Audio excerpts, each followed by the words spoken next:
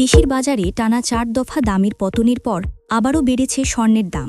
নতুন সিদ্ধান্ত অনুযায়ী প্রতি ভরি ২২ ক্যারেট স্বর্ণের দাম ৮,৯০০ টাকা বৃদ্ধি পেয়ে দাঁড়িয়েছে ২,০২,৭০৯ টাকা।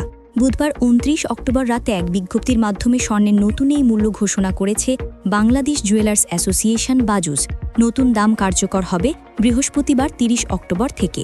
বাজুসের বিজ্ঞপ্তিতে জানানো হয়, স্থানীয় বাজারে তেজাবি বা বিশুদ্ধ স্বর্ণের দাম বেড়ে যাওয়ায় সার্বিক পরিস্থিতি পর্যালোচনা করে নতুন মূল্য নির্ধারণ করা হয়েছে।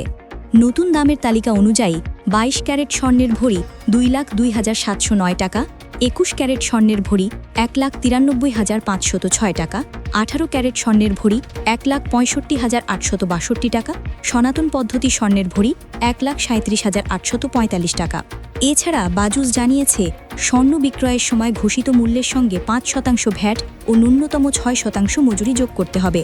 গহনার ডিজাইন ও মানের উপর ভিত্তি করে মজুরিতে কিছুটা তারতম্য হতে পারে। এর আগে গত ২৮ অক্টোবর বাজুস সর্বশেষ স্বর্ণের দাম সমন্বয় করেছিল।